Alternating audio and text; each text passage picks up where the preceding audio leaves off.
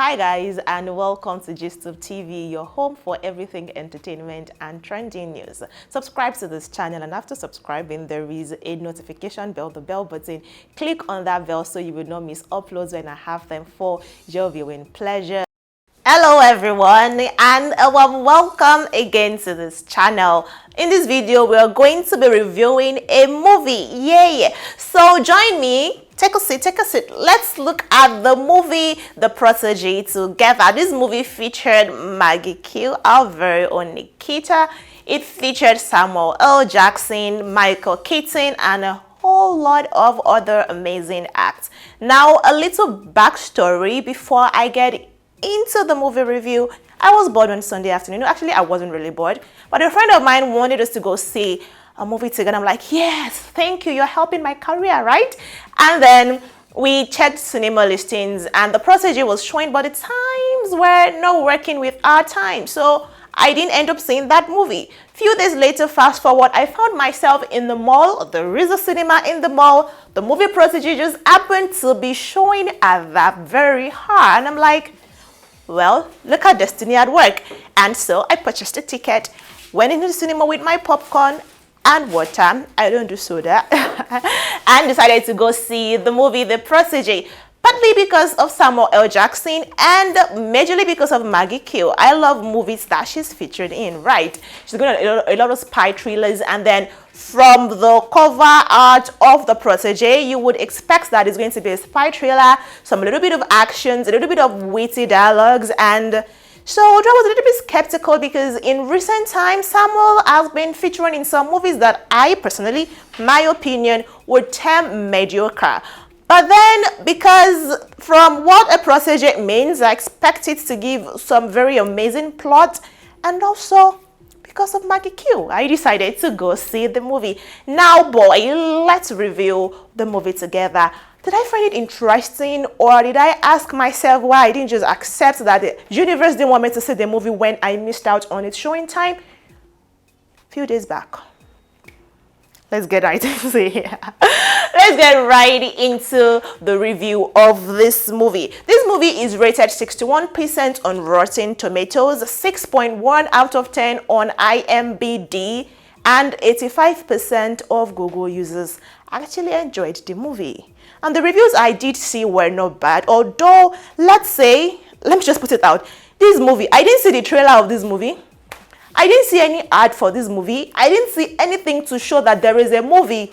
I just checked cinema listings and I saw this movie. So I didn't see this movie. I haven't seen reviews. I didn't see no reviews. Nothing about this movie. I just went blindly, hoping that Samuel L. Jackson and Maggie Q will have enough chemistry to keep me glued and not want to doze off in the cinema. Something I really do though, because, well, how would I be able to watch the movie and give you the beautiful reviews I always do? So it's kind of just like how I would see Nancy Simeh in a movie, Bimbo Ademoye in a movie.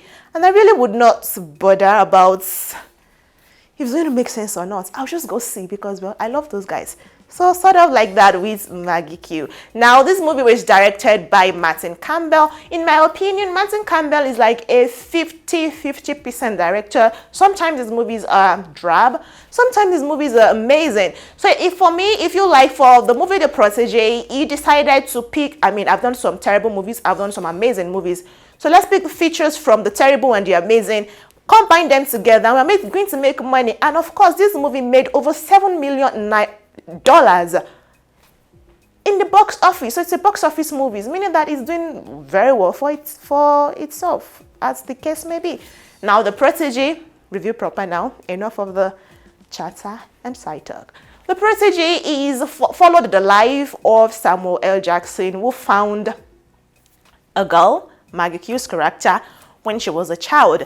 Samuel L. Jackson was an hired assassin, is an hired assassin, so he basically tutored her.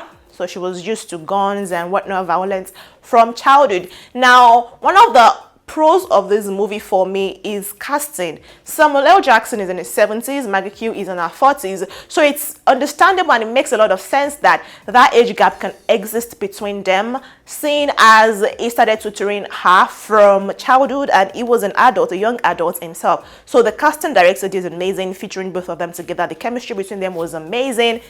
in the part that is a pro for the movie. Now, when Samuel L. Jackson somehow ended up dead because, well, people wanted him dead, Maggie Q's character decided to go on a mission to avenge him and find his killers. Talk about the wrath of a woman. She decided to pick up every pieces of crumbs she might find and try to investigate and find out who killed our boss or our mentor, and in the process take out everybody who might stand in our way. That's like a common plot. Yes, it's kind of common, it's not some uncommon plot. But however, let's continue talking about what actually fascinated me about this movie, because there's a little bit of twist in this movie.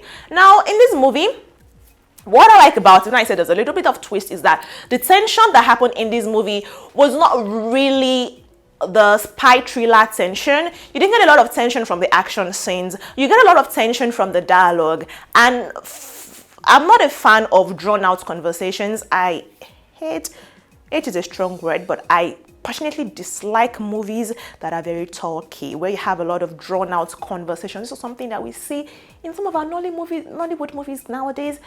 The conversations are just very long, and it's like, this scene could have ended the moment you showed us the people involved in that scene. Just draw the curtain already, right? But this movie didn't give me that vibe. The dialogues were cut at some point, but then they were very interesting. They were flirty. It was savvy. It was nerdy. I mean, you know how Samuel L. Jackson can have some quirks. The comebacks were amazing. The chemistry between Maggie Q and Samuel L. Jackson was amazing. Michael Keaton, the sexual tension between them and between himself and Maggie Q was beautiful to watch. Honestly, take away the action, take away the violence, take away the investigation and the spy thriller that this movie brought, I could totally sit through the movie just for the dialogues. That is a pro for that movie. I really enjoyed that part of the movie. That was what fascinated me and kept me on my seat till the end of the movie. So yeah, they did well. Now, this would seem like a Maggie Q appreciation video, but I promise you it's not. I'm reviewing the movie The Protegee.